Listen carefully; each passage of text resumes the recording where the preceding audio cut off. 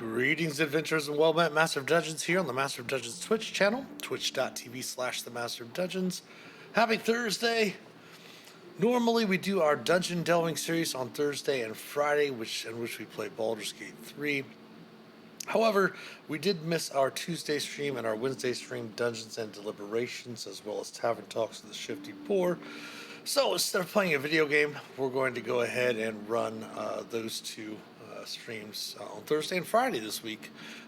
Next week we should be back to a semi normal schedule, but next weekend is the virtual D&D weekend, so we'll probably end up missing a stream on Friday. However, again, we are talking about Dungeons and Deliberations. The show is basically I work on some DM prep and just answer questions from viewers. If viewers happen to pop in, answer questions about DMing, Roll20 advice if they need it, advice about being players, stuff like that, how to deal with players, how to be a DM, how to do all the different things associated with Dungeons and Dragons.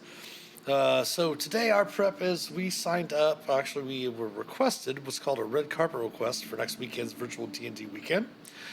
Which means that all the players are all the same throughout the weekend for the online convention. They have me as their DM, and I run all of the slots for them. And sometimes it's specific storylines, sometimes it's adventures that they want to have ran. And it was requested that I DM for a group, and I run these 5 modules that I have over here that I'm putting together a Roll20 room for. And I didn't want to spend a whole bunch of time creating a room just for one weekend because there's a lot of time involved in that, in prepping for games and such like that. So what I did was I started what's called a CCC and DC adventure base room.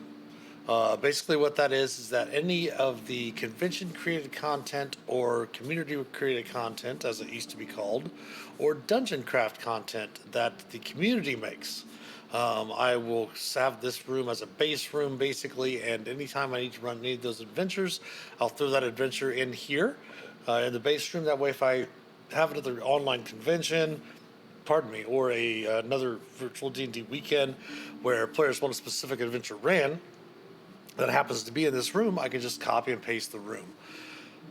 So what I copy the room for that event or whatever. So basically what I've done is I've just created a Roll20 game that was just blank, that used D&D, the Roll20 D&D character sheets.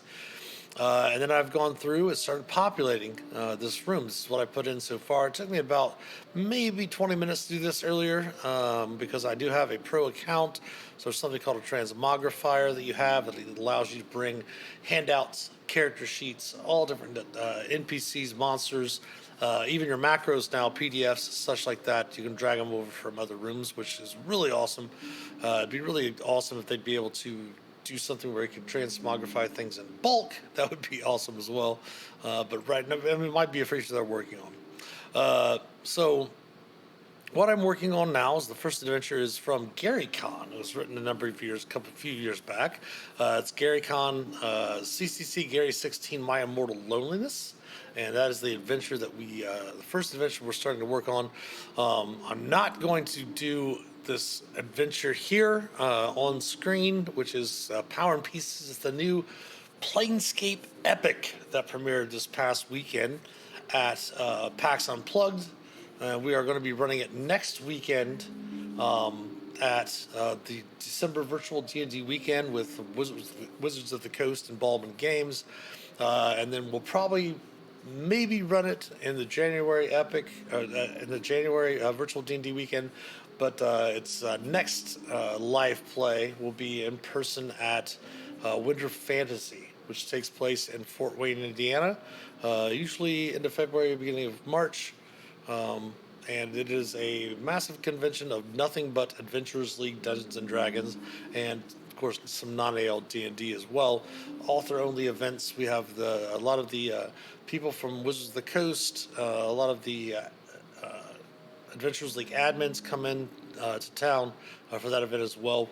And it's a fairly inexpensive convention, so if you're looking for a great convention to go to, the Winter Fantasy in Fort Wayne in the late winter, early spring is a really great adventure or, convention to attend if you have the chance. There's an international airport in Fort Wayne.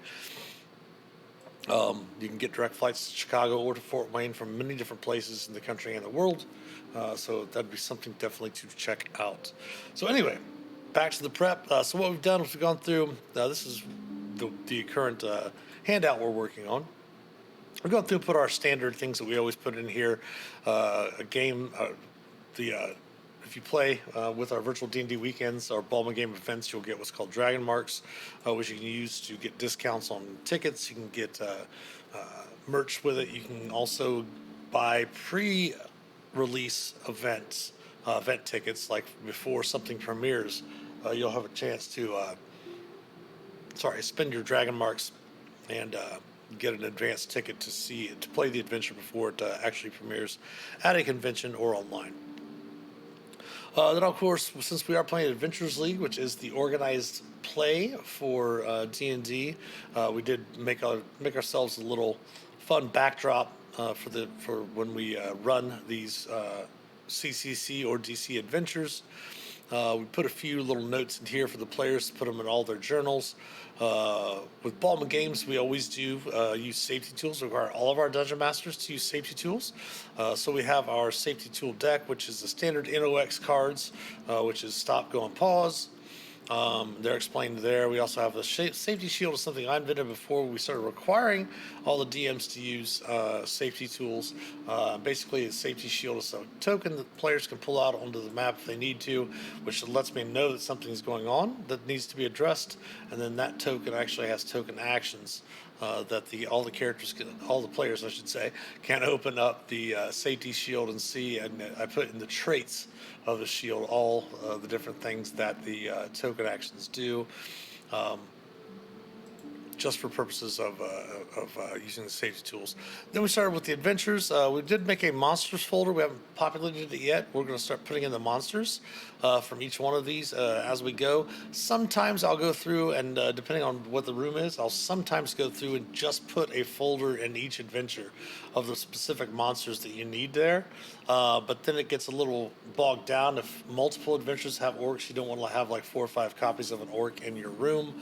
So we're just going to put all the monsters all down here. What we might do is go ahead and put a specific folder down here with the monsters in there. That way, when we go through to search the monsters, we can actually see which, if multiple adventures have orcs in them. We'll just have one copy in one room or one adventure. But we might just, what we'll probably end up doing is just going ahead and I wonder if I'm losing, if my headset's out of power. Let me plug it in real quick.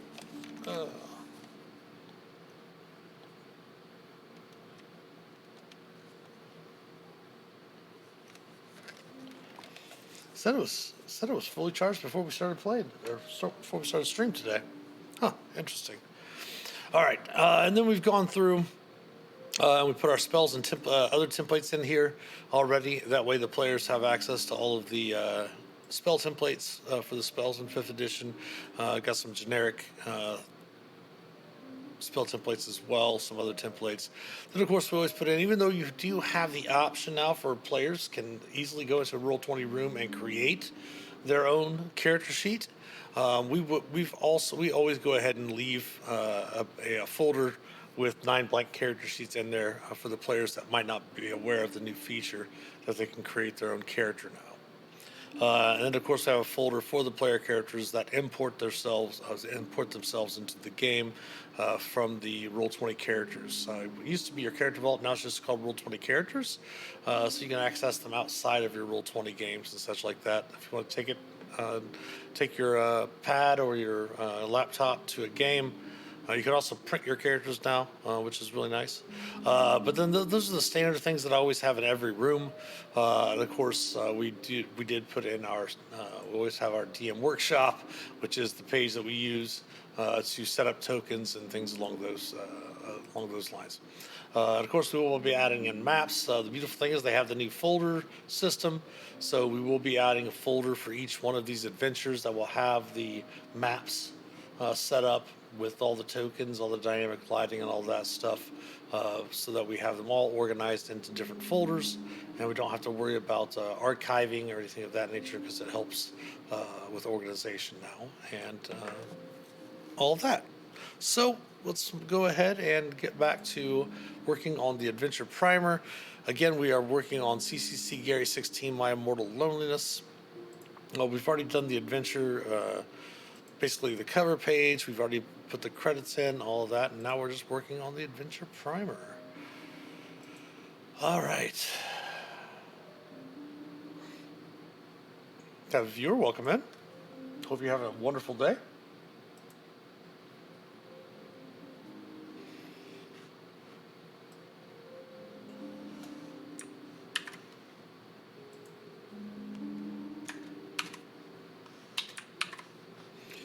And unfortunately, like many PDFs, it's not formatted exactly to copy and paste, so some of the stuff is going to be a little off, and we'll have to adjust them as we go through.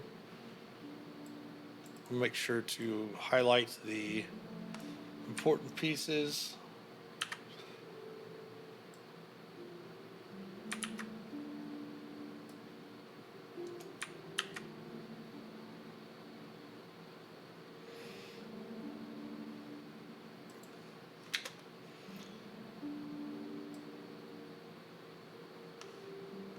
Now, these adventures back in when this was written, all Tier 1 adventures were written, or Tier 1, well, Tier 1 and Tier 2, some Tier 3, but the majority of the lower level adventures were written as 2-hour adventures with 2 1-hour bonus objectives that you could play if you had more time to play, like at a convention. Most of those were reasons for that were to where most game stores, local game stores, most people only play like 2-hour D&D sessions, so it'd be easier to get in these 2-hour sessions and then come back and play the bonus objectives or play part of the adventure 1 week and then finish it up the next week or next day or whatever.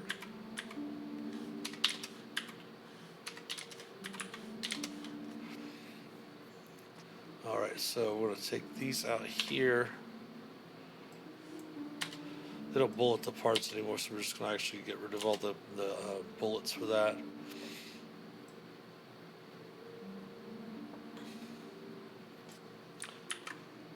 And also, you'll notice that none of these, if you might notice, I should say, none of these have any times in parentheses, which they've changed around now so that the DMs have an understanding of how long each part should take, even though they are listed usually on the right underneath the title of each part. Oops.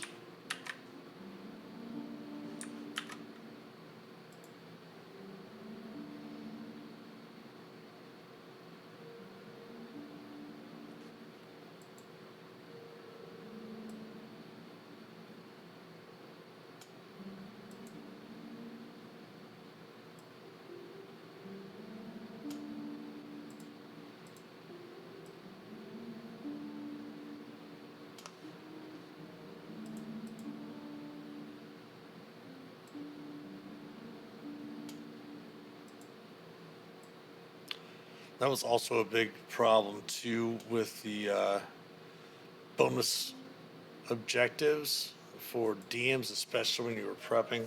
They always put the bonus objectives, instead of inserting them in the adventure where they would be where it was appropriate for them to take place, they always put them in a in the appendices at the end of the adventure. So it was really a pain to go through, and especially if you're running them live, to have to flip all the way back to the back of the adventure just to get a bonus objective in that could have easily been inserted into the adventure itself.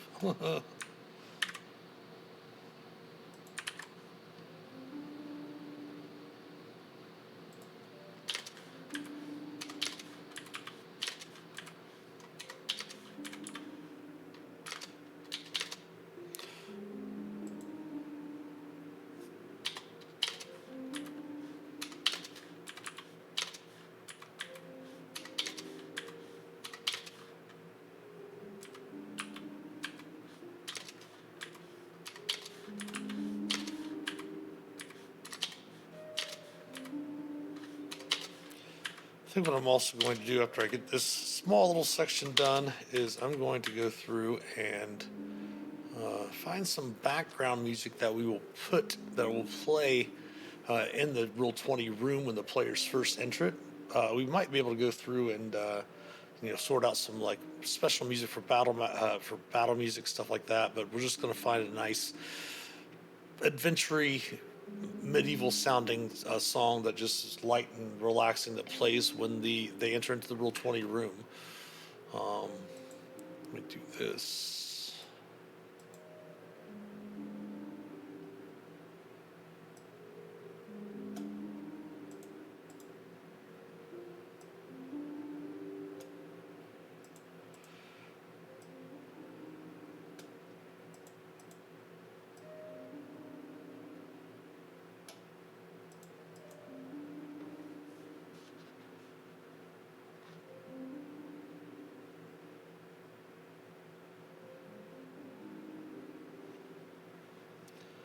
And then we have an adventure flowchart after this. But we're going to come back to that in a moment. And let's select some different music. We're going to manage audio. Now, the cool thing about the audio for Roll20, if you're not familiar with it, you can put your own music in there. I actually, for our Twitch channel and YouTube and such like that, I went through and bought a oops, that's some music for private games. There's an adventure called Weekend at Strahd's where it was an 80s themed thing, so I put in some 80s music for those specific adventures. But you can go, I went through and with Monumental Music, I believe it was called, and purchased a couple of their packages for lifetime music, so you have licensing to use it all. But if you're not streaming or selling it or anything like that, you can avoid obviously copyright infringements by putting in your own stuff. So you put in your own music if you want, from whatever you want, from whatever source it is. Just obviously make sure you're following the proper copyright laws and such like that. As Roll20 is not responsible for any of that, that's your responsibility. But they do have music that you can play that's already in from a different couple of companies that's already partnered with Roll20. I love tabletop audio mostly because each one of their tracks is just 10 minutes long. And you can still loop them and such like that, but we just want some fantasy ambiance. So we just go to ambiance first. It tells you what genre, like this is horror fantasy ambiance, this is modern ambiance.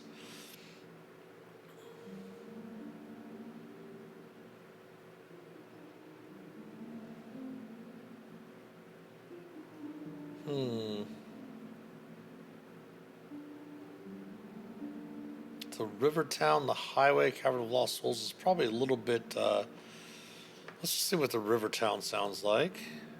Let's go to our audio. Not too much water, I can already tell, but it's probably really good though.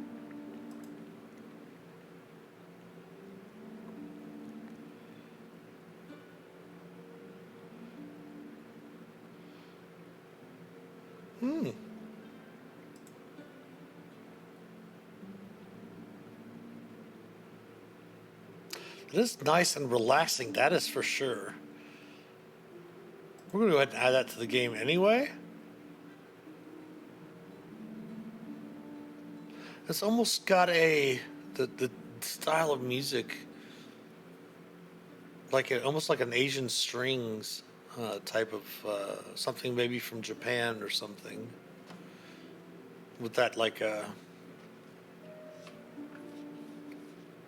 pattern of notes and that type of progression.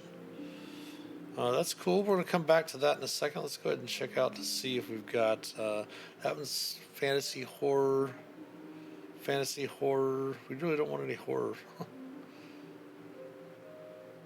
don't want sci-fi. All right, so let's go back up here. Then let's turn off the ambiance.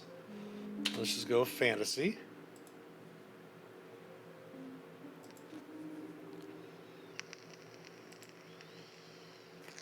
A New Beginning. It says sci-fi, but let's check it out and see what it is.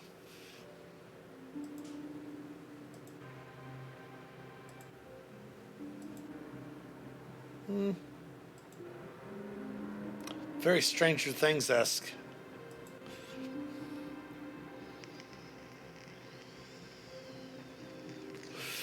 Kind of an 80s feel to it.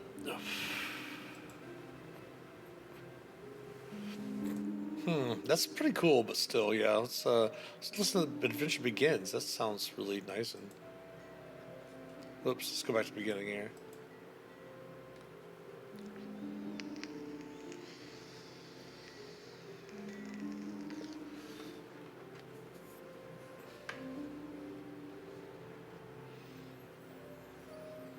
Almost has a Star Trek-y feel to it. Also, you hear the bells of like the oxen or cows or whatever in the village. I like that one. Let's go ahead and add that to the game as well.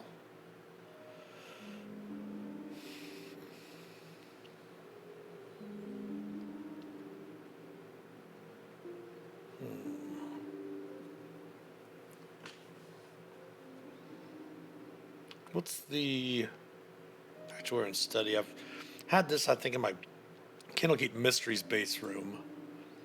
I wanted to listen to it again. I'm just going to add like maybe five tracks for some ambiance. Oh, nope, don't like the ticking of the clock. Astral Plane. They're just more of a, I was going to say like sounds. Not really music.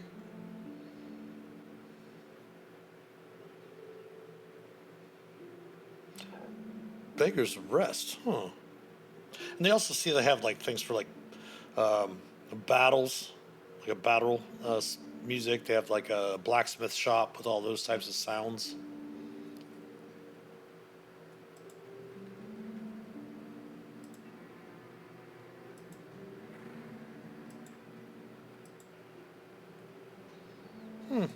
That's pretty cool. Oh, they actually have a Candlekeep one now. Let's see what this one sounds like.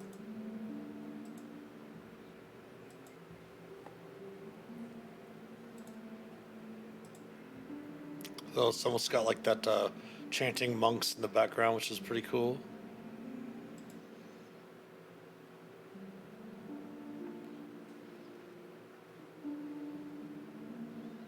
Country Workshop, Country Village probably has a lot of Country Village sounds there. Something good for chase music, it looks like.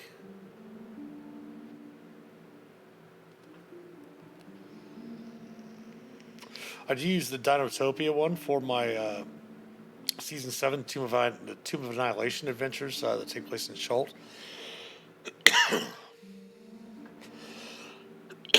Ooh, Druid Hilltop. I bet that one sounds really good. Let's take a listen to that.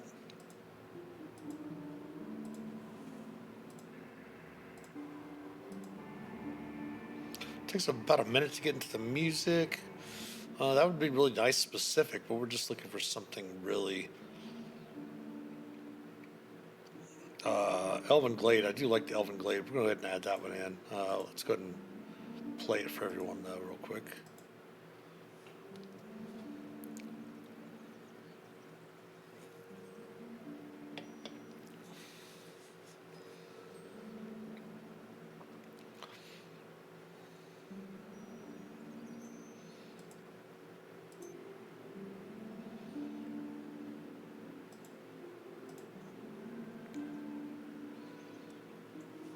Just some nice relaxing stuff so when the players get in, they're relaxed, they're ready to play.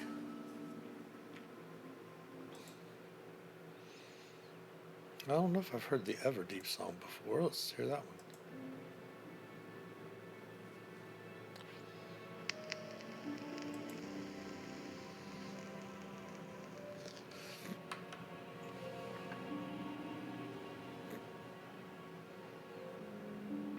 They have one for Forge of Fury if you're playing Forge of Fury. Nice.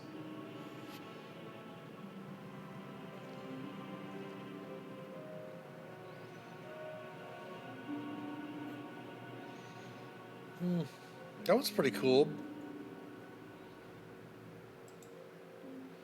Let's see here. Calvin Ambush, that's pretty cool. Halfling Festival.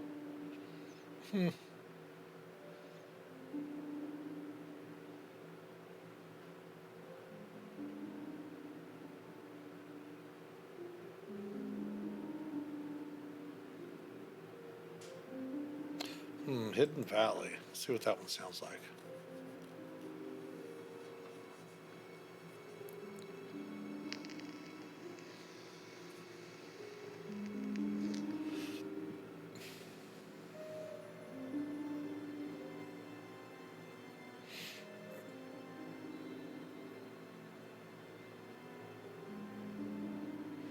That's pretty cool to set the. It's got a little bit of dissonance in it from the music, so not necessarily something you want just for ambiance with the players. Just jump into the game. It's pretty cool though for that type of stuff.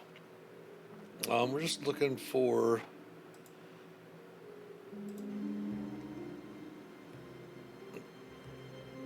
Too much drums already.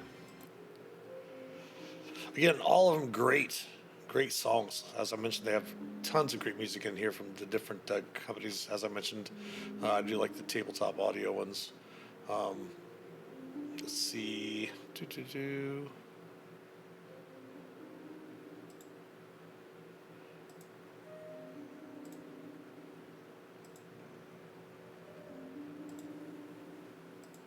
That one sounds really nice.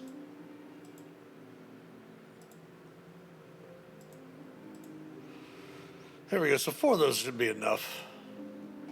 And of course, once you get the music in, you can always you can click on the loop, so it'll loop them. You can add them as a playlist, so they'll play back to back. I think what we're going to do is we're going to go ahead and play with this adventure begins, playing when the players log in, and we're going to have it looped.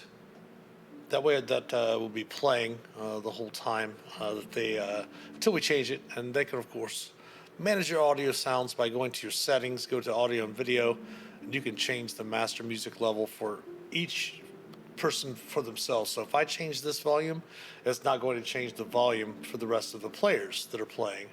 I can change that by coming up here and changing, like for example, this is the actual volume of the these different tracks.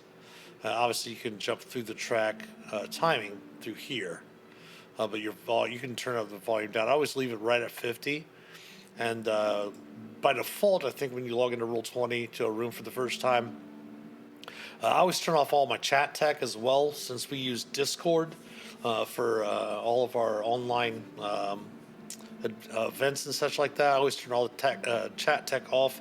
That way, if anybody wants to use the camera, or they want to, and they're using the audio, we're obviously using Discord for all of that. But yeah, you can, if you want to turn your chat tech on, that's totally up to you. Just make sure you're not using something like Discord or something else, so that way you're not going to get any endless loops or echo and feedback and such. But we're going to turn ours down to 50% also in just the normal music itself. That way it's not overpowering, but it's something nice and light in the background there. Okay. So we'll go back over here to our setup. We've got the adventure primer done, and now we're going to go through and we're going to do the adventure flow chart.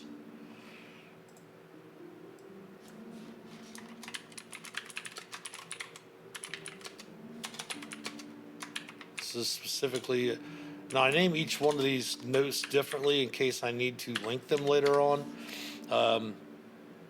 Like if I need to embed a link to open the handout and some other thing, I'll make sure that the title is specific to this adventure, which is Gary 16, My Immortal Loneliness.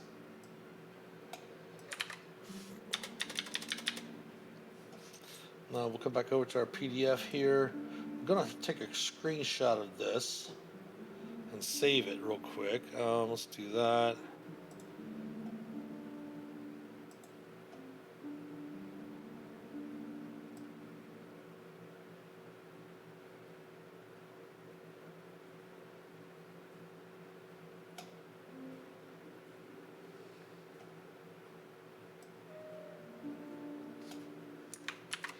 put the text in there real quick.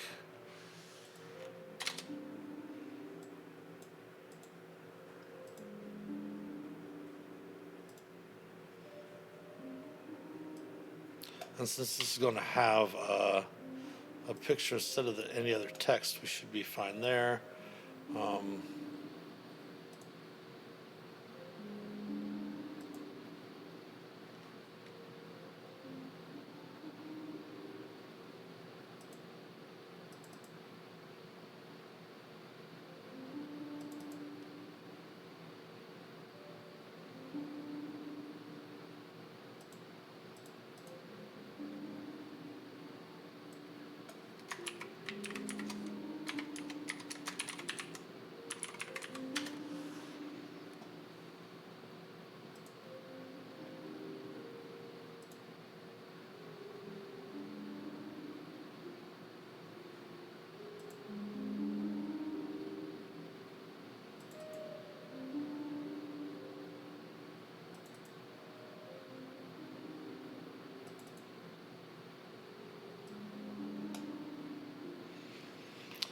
They stopped kind of putting these in the adventures recently. Over probably I think right in during season when they started Icewind Dale Rime of the Frost Maiden, I believe was when they stopped putting these flow charts in the Adventures League adventures. You'll still see these types of flow charts in the hardcovers somewhat. It's really nice when they do put these in there because it helps the DM kind of get a structure, an idea of how the adventure takes place. For example, like these bonus objectives actually do take place after part 3, which is nice. So it's not going to be that difficult. Obviously, we're going to have it set up as you would a normal adventure in Roll20. If you purchase the hardcover, it's already going to have we're going to have everything already set up in these different packets. As I've mentioned before in these streams, yes, I could put the PDF of the adventure in there, but as you can see with the PDF controls, they are a little still working on stuff, but a little rough. So you'd have to scroll back through and check all the different pages, and then go through and read the page when we can just go ahead and open up this. We put the Adventures League player guide in here just for the players, for if they need that, any adventure, any information I should say there. All right, now it's time to do the call to action.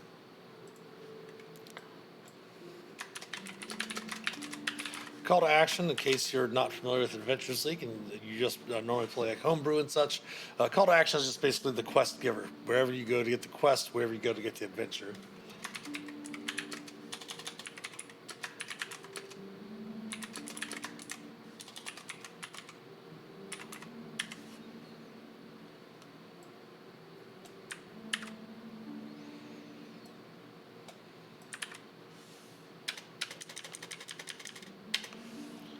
This estimated duration is 25 minutes for this. Okay.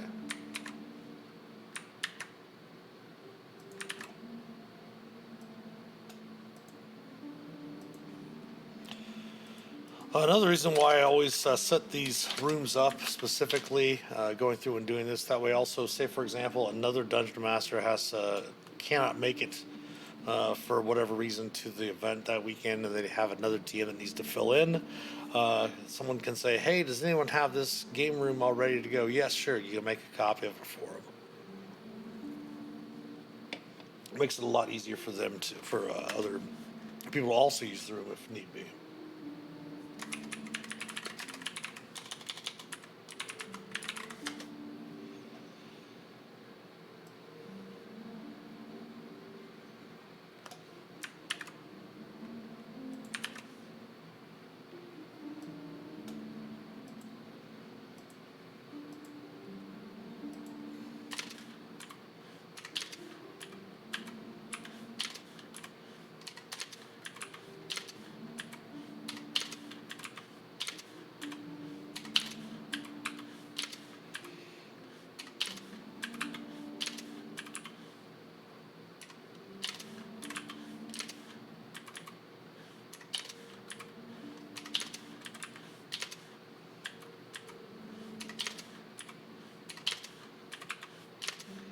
I'm not sure I've never ran this adventure before, so it's going to be interesting to see if this was written during the time where they kind of removed box text for a couple of years.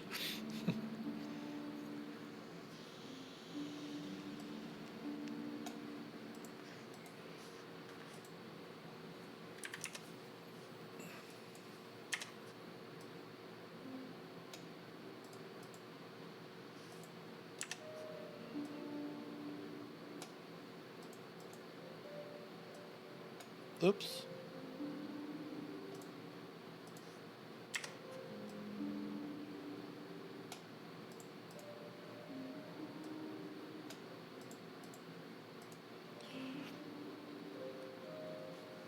Oh, nope, there's some awesome. That is awesome.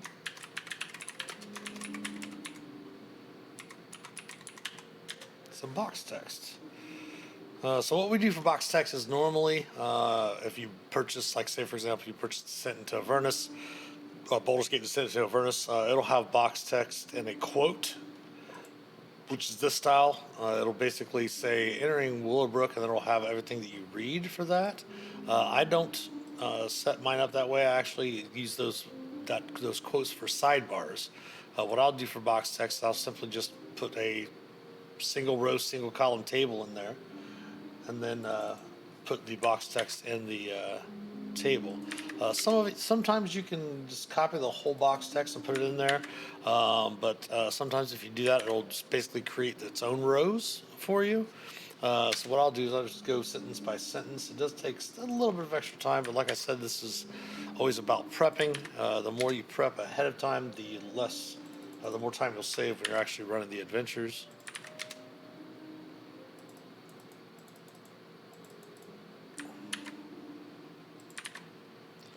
All right, so that's the box text. This is going to be header 2.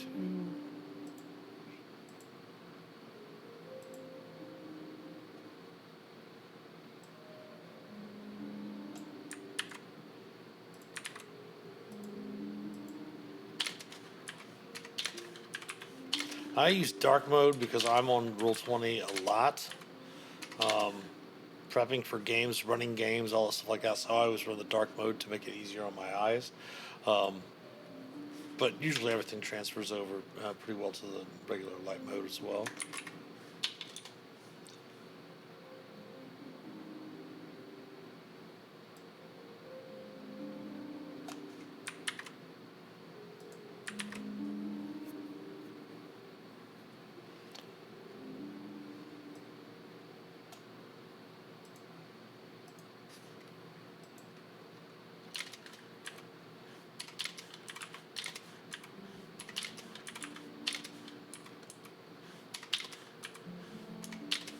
Sinestra.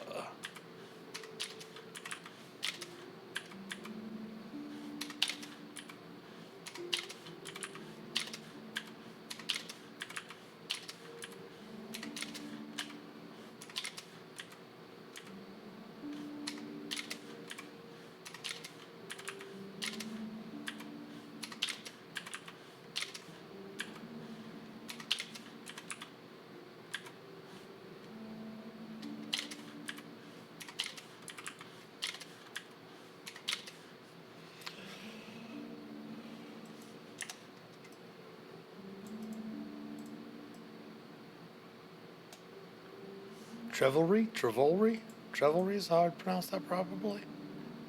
Bubbledorn.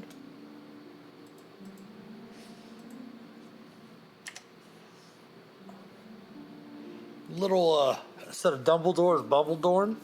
Interesting. Hedwig actually there. Interesting.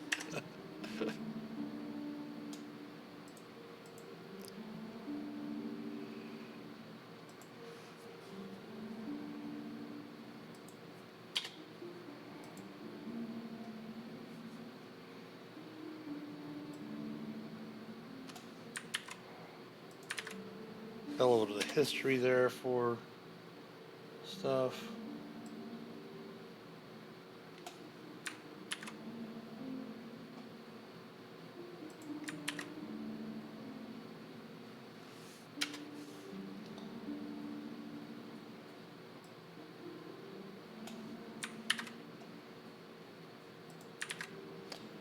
All right.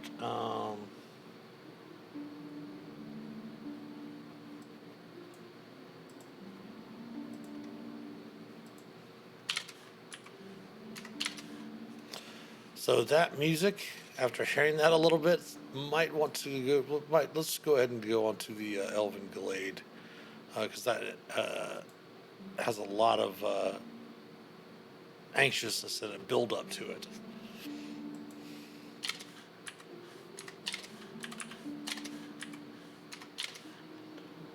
No one. Okay.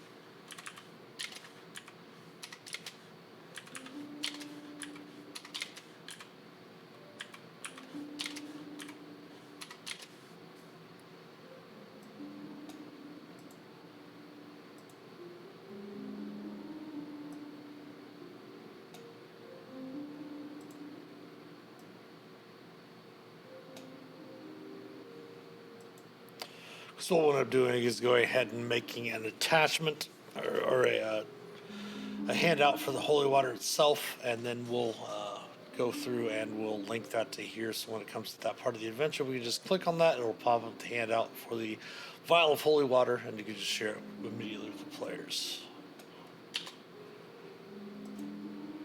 All right, so that's the first. That's the call to action. That's all done there.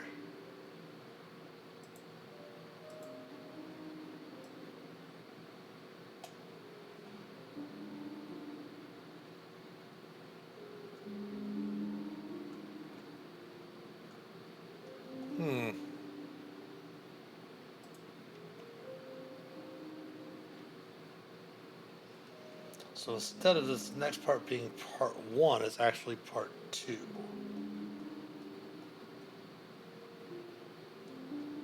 What would normally be the second part is actually part three. Okay, interesting. So they are basically having the call to action be part one. All right. Not sure how that got slipped through.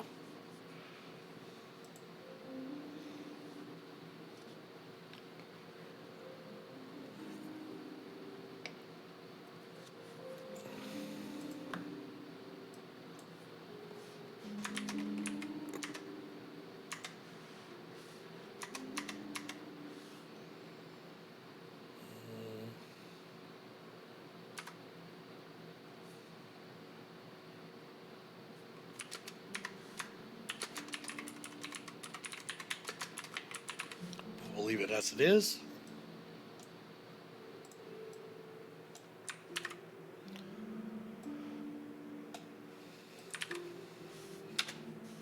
This looks like it's going to be a full hour, which is nice.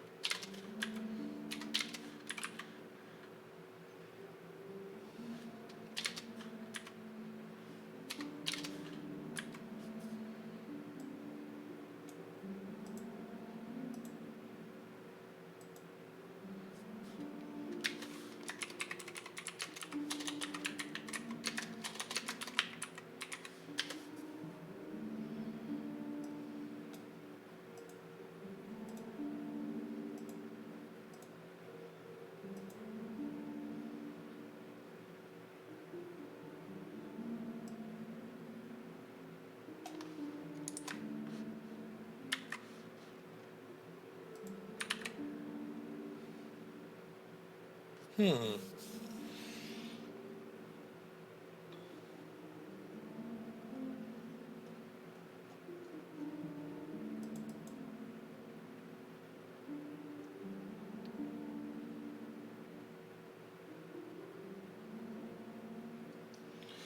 this does not have a map.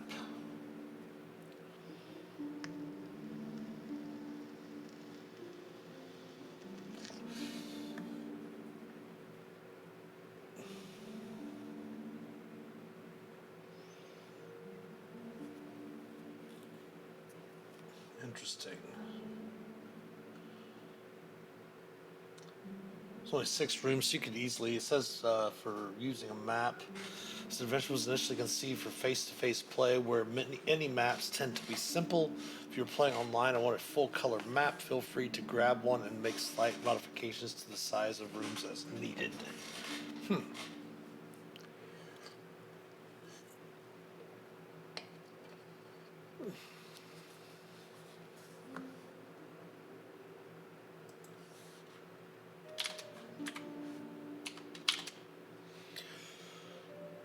Let's go through and get these set up, dimensions and all that, sight, sounds, lighting, etc.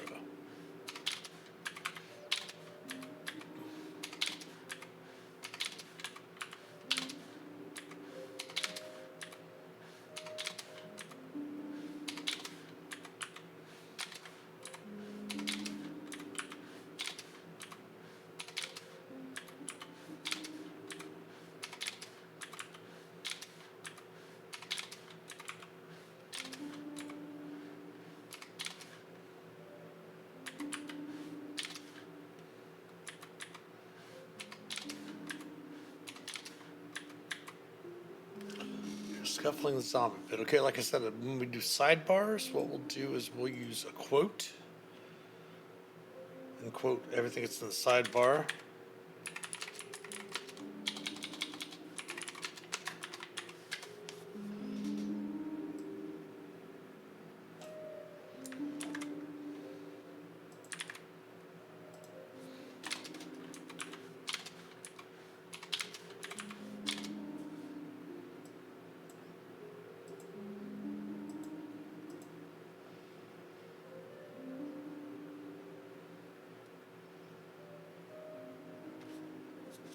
And then it lists the 6 rooms A through F of the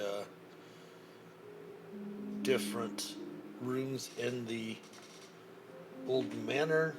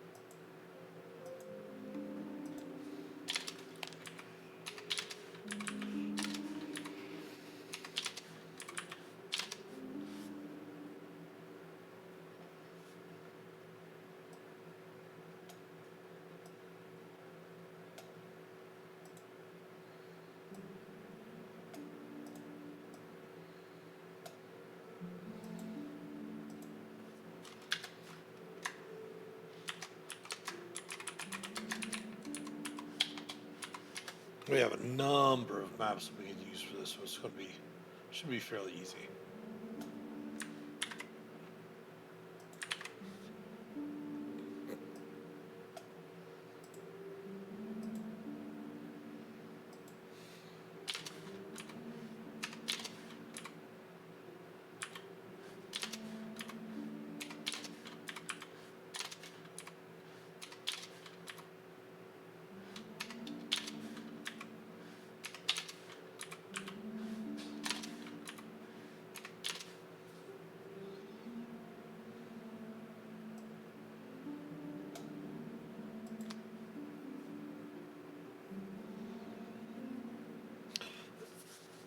it is a tier 1 adventure, APL, average party level, that's designed for third level characters, for at least 5 third level characters.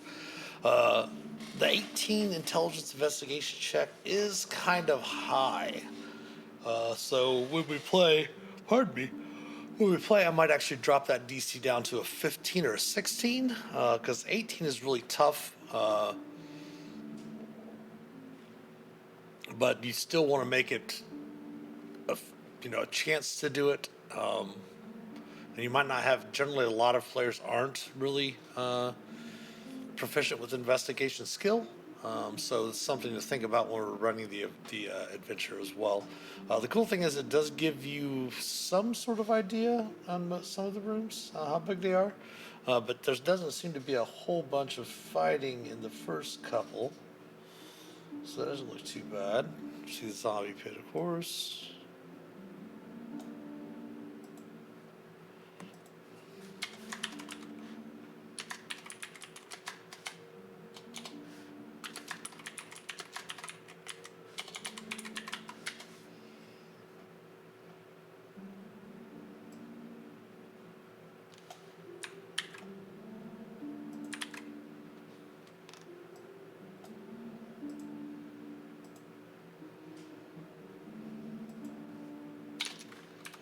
And this is where we'll see our first, perhaps maybe a little bit of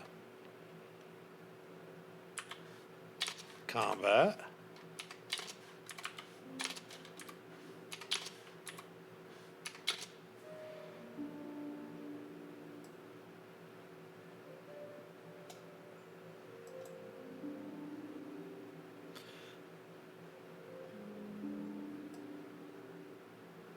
And the way it's looking, I can understand not necessarily needing to have a map, because you can easily draw out on a battle map, especially if you're at a convention. It makes it a lot faster as well.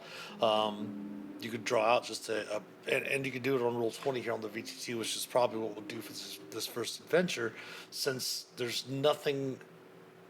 As the characters look about the room, you kind of give the descriptions, but there's nothing really that's going to stand out or that you need to necessarily have a map for. So you could always just use generic battle map. We're going to save this, even though we haven't finished up the part yet. That we have at least saved up to where we've worked on so far, and that's still in there. But let's go ahead, and while we're doing this, let's go to, or thinking about this, let's go to Transmogrifier. We'll come over to another one of our base rooms. Let's go to our Shattered Obelisk base room. And we'll just go, there should be a generic battle map. Yep, we'll just pull that over here. It's in. And then we'll have a generic battle map that we'll put after there. That's just a generic battle map from the different games. You can always just quickly draw out with your, I think this is actually from Shattered Obelisk base room. There's a really nice one that's from Strahd too. Actually, let's do that one instead.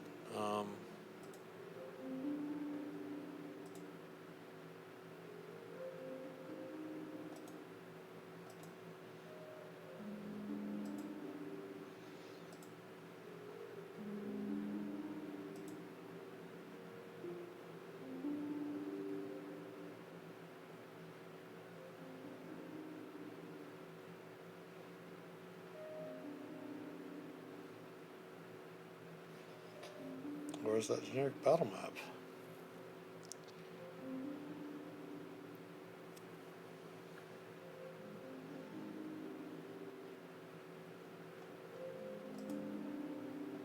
This is the approved one?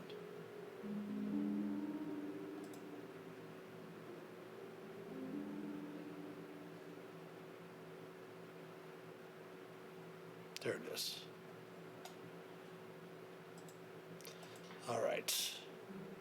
Yeah, so this is a little bit more like parchment. It's got some outlines of trees and stuff if you need them, all of that. So we do have a generic battle map. That's where we can put most of the fights. It seems like there's just a fight with a giant spider as they're exploring, and then there's the zombie pit. And after that, it looks like a lot more role play and such like that. There's a little bit of other action, but it doesn't seem to it's got dimensions for rooms. So yeah, we'll easily be able to go through and use this generic battle map for the fights that we have in that adventure as it stands, which is pretty nice. Got a lot of stuff done. It is the top of the hour, so I am going to call the stream since we just do our Dungeons and Deliberations, usually about an hour, hour and a half or so. We're going to go ahead and dive into trying to get this adventure finished up, as we still have 4 other adventures we got to put in for next weekend. We want to try to have this done in the next couple of days. That way we can get back to finishing up writing our finale of our Dreams of the Red Wizards Obscure Devotion storyline for Baldwin Games and Wizards of the Coast, which is premiering in January at the virtual D&D weekend, and we'll probably be running a live, premiering it live for the first time at Winter Fantasy, as mentioned earlier in the stream. So yes, I want to try to get these rooms done so I can finish up on that epic adventure. It is a tier 4 adventure. It's going to be interesting because depending on what happens earlier in the storyline, the different earlier adventures that you play will determine what path you take in this epic. There are basically 3 different adventures in this one final epic that the players will have, all the different tables will have a chance to play. We're not going to go into any more specifics than that, but it's just going to be really, really fun to see how everyone reacts to it. Don't worry if you're DM, it's not going to be that much harder to prep. Actually, probably not that difficult at all. So, all right. Well, thanks everyone for stopping by today. Of course, thanks to all our supporters, especially our patrons from Patreon. If you'd like to help support the channel, please consider becoming a patron or subbing here on Twitch, twitch.tv/themasterofdungeons. We do love your Prime subs. We do have a Prime sub reminder up there every month when your Prime sub runs out. A little reminder as you're watching to resubscribe. Of course, the link to our Patreon page as well as our YouTube channel and all of our social media accounts can be found in the About Us section below here on Twitch. If you would subscribe to us on YouTube, it is free. We have almost 100 videos up there. We're getting ready to add some more this week. All of our past live streams, past Dungeons and Deliberations, some of our all of our Tavern Talks as well. That's all on YouTube. It is free. Please like, comment on the videos, turn on notifications, share the videos, follow us on Facebook, Instagram, Twitter. Please give us some likes, retweets, all that good stuff. Every sub, like, and share helps us immensely. You can also support us by clicking on the About Us section below here on Twitch and click on that Discord panel and join the Master of Dungeons community Discord server, where you can help shape an accepting, caring, and inclusive D&D community.